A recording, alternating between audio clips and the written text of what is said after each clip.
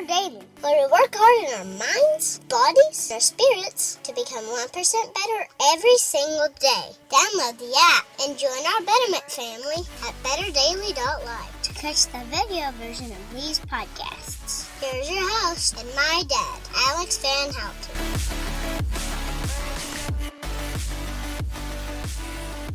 What is up, Betterment family? This is Alex Van Houten in Better Daily Live. Thank you for joining me on Word Thursday. Today is Word Thursday, and the word is sardines. Good morning, Pat. This one's just for you, man.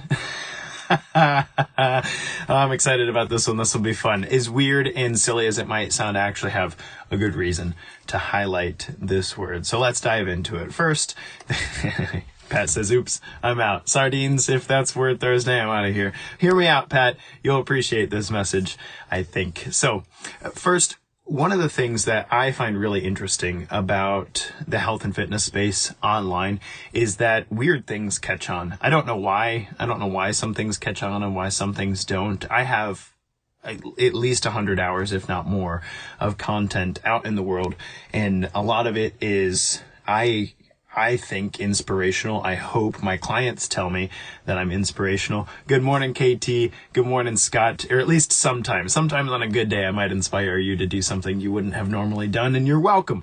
But also, I do a lot of work with health and fitness from a scientific perspective. So I'll cite research articles that not a lot of people have heard about that are directly relevant, and I try to make sure that those things are relevant and practical to you, and you've heard me talk about those things here. So I have all this stuff out there, right? And then also part of my personal story is that I've wrestled with this genetic disorder called Ehlers-Danlos.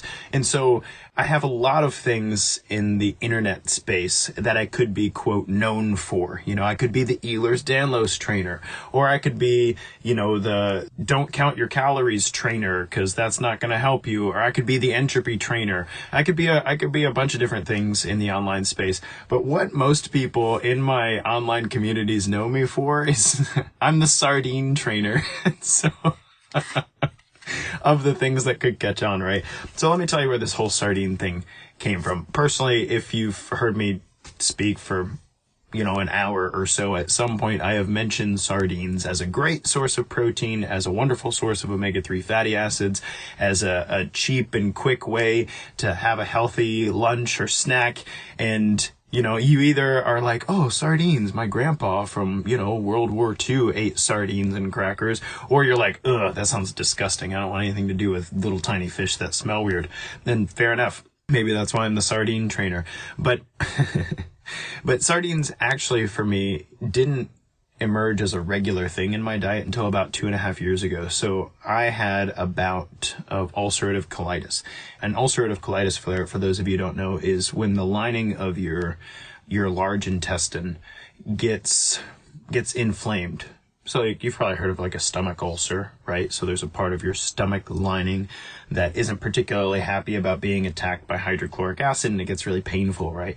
So that's the same thing, only in the large intestine.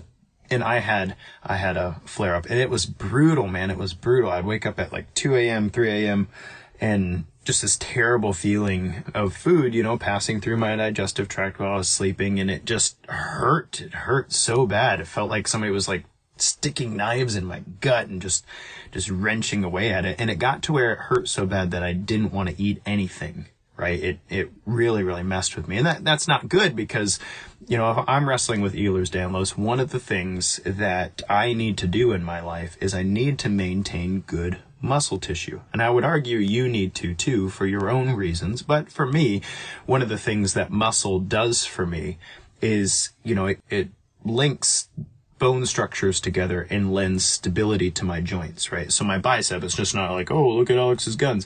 My bicep creates stability for my shoulders so they don't pop out of socket, and then my elbow so that there's not more tension on my elbow than there needs to be in order to keep it in one place. It holds everything together, right? So losing muscle mass is really bad for me. It hurts. It legitimately, physically hurts. And so when you don't eat a lot, there goes your muscle tissue, right? Your muscle tissue, your body starts dialing down how much it's willing to put resource-wise toward keeping muscle tissue around. This happens for people later on in life, especially when they get bad at breaking down protein, and so they don't consume enough protein. I talked about this on Nutrition Tip Tuesday this week, about how as we get older, we get worse and worse at breaking down protein. So we actually kind of need to eat more and more of it in order to end up with the same amount in our bloodstream to maintain our muscle tissue. Anyway, so I'm going through this ulcerative colitis flare-up. I'm not eating a lot. I really am not. I lost 12 pounds over a span of 6 weeks.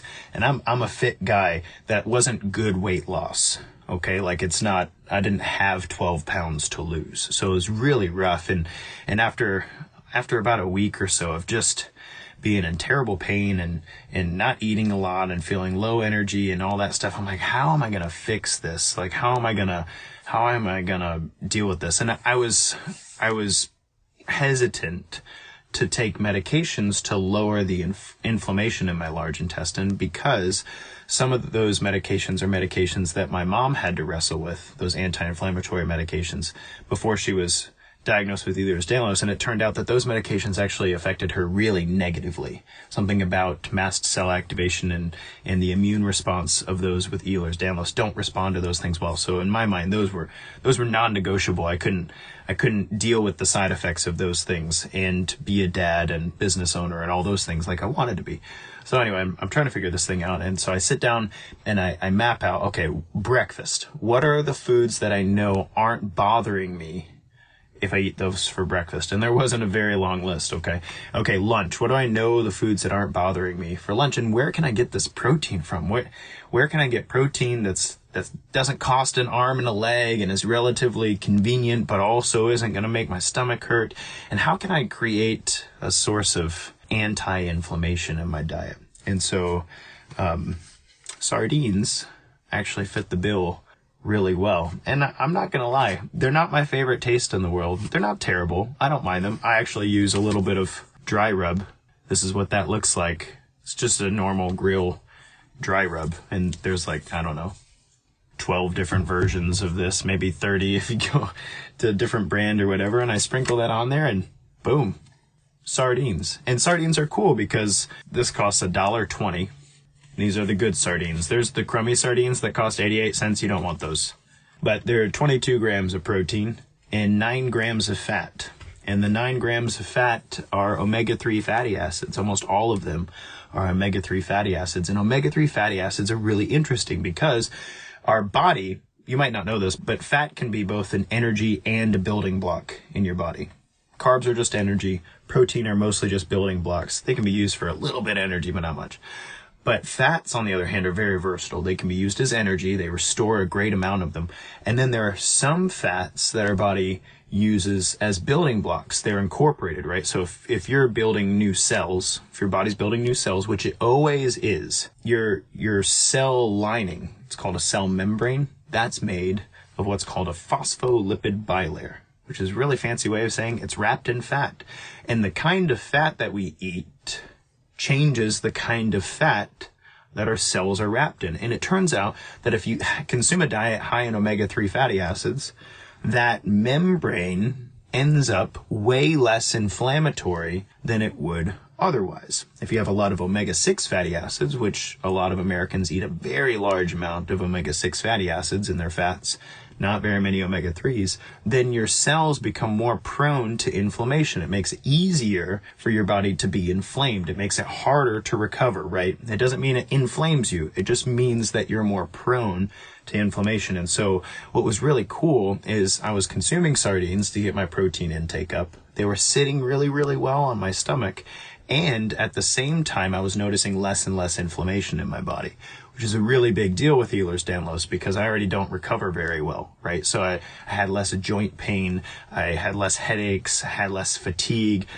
You know that feeling when you're coming down with something and you get body aches? That happens with Ehlers-Danlos a lot. Not because I'm coming down with something, just because my immune system is regularly, on edge. And so that higher omega-3 fatty acid intake from day to day started to become something that I noticed helped me in the long haul. And so I started preaching sardines. I started recommending it to my clients when they were like, what's a good source of protein? I'm like, sardines are pretty cheap and really easy to eat. And they're like, oh, sardines, what's wrong with you, man? And I'm like, hey, don't knock it till you try it.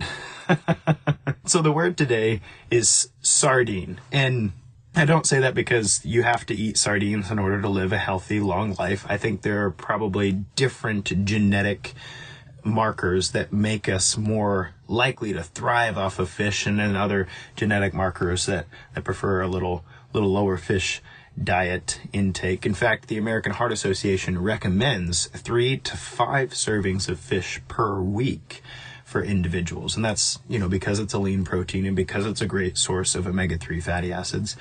But the average American gets less than 1 serving of fish per week. And so, if nothing else, if you don't hear anything else from me today, there is power in adding fish to your diet and cultivating and developing a taste for fish that you could like and that you could enjoy, not like having to choke it down all the time. I have some clients who prefer sardines with their little dry rub and crackers, and then I have some clients who are like, I won't do that, but I can handle a salmon fillet, so I'll do that for you, Alex. That's just fine. Pat says, those little sardine eyes looking up at me in terror is just too much. That's good. Thank you for that. I'm going to close with a very interesting parable that Jesus told in Matthew.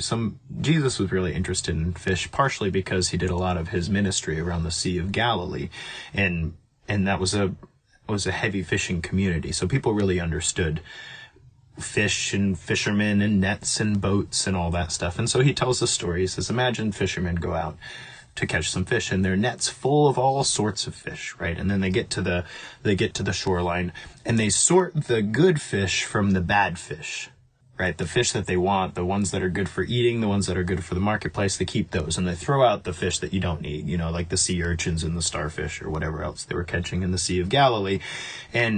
And so people are like, what does this mean? And he says, that's what the angels will do at the end of the age. The angels will gather everybody up and sort the good from the bad.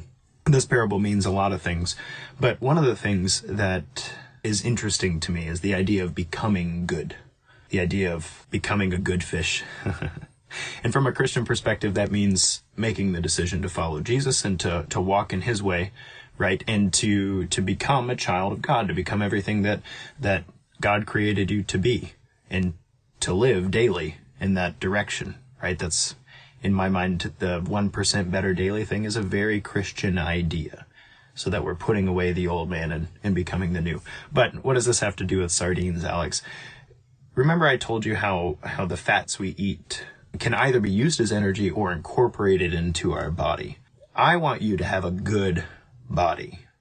I want your body to work for you rather than against you. I want your body to have an anti-inflammatory environment. I want it to heal well. I want your body to not wrestle with digestive issues, and I want you to not wrestle with joint pain, and I want you to have a body that doesn't impede you from doing the things that you know you should be able to do right now. And what I hate sometimes is that we get so used to food being hyper palatable.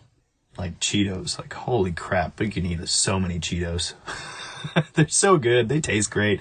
They've spent millions of dollars getting that crunch just right, so that you want more crunch, right? And I pick on Twinkies, and I pick on Skittles, and I pick on Ben & Jerry's ice cream. They've spent a lot of money to make those things hyper palatable, really hard to stop eating, right? And so when we take something like sardines, which is a whole animal, and in my mind, it's a perfect food. It's got magnesium and zinc and omega-3 fatty acids and protein, and it's all packed in there. And we go, ugh, fish, gross. And so I'd ask you, just like my 6-year-old likes to ask my wife, because I taught him this, and it's really funny, would you eat it if you were starving? Would you? Because becoming good within our body has everything to do with what we feed ourselves. And our only indication of whether or not we're feeding ourselves well cannot be how it smells and how it tastes. It cannot be. The things in our lives that are best for us, that build us up best, are not what we've developed the best taste buds for, right? Cheetos taste good. They crunch just right. It's hard to stop eating them, but I promise you they're not helping you build a better body. Ben & Jerry's taste good. It's just right. All the flavors just mix together just perfectly, and it's hard to stop eating it, right? I promise you it's not helping you build a better body. Your taste and your smell are not very well conditioned in our current environment. They are not very well conditioned to show you what's best for you. And so, I'm using the word sardine today to say, I want you to build a good body. And I want you to be willing to go out on a limb and develop tastes for things that you didn't think you liked before. Because I will promise you right now that it's very possible that what you have a taste for probably isn't great for you. And it's going to take some time and energy on your part to develop a taste for things that you couldn't ever see yourself eating before. Give it a shot. Kind of like a 2-year-old who needs to, learn to eat more than just chicken nuggets and peanut butter. I have one of those too. We're working on him. Guys, thank you so much for joining me on Word Thursday. The word is sardines, and whether you eat them or not, I hope that you build the best body and give it all the building blocks it needs to work with you rather than against you in alignment towards your 1% better.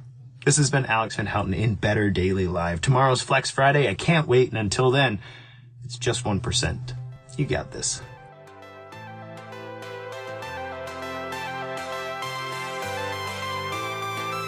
Thank you for joining us for your 1% Better today. Don't forget to subscribe for the podcast. Leave us a raving review to tell others how Better Daily has helped you in your journey. If you want more Better Daily, download our app and join our Betterment family at betterdaily.live. Use code POD to get 25% off your subscription. That's POD, all caps, to save 25% on your subscription. We all have a cross to carry. It's lighter when we do it together.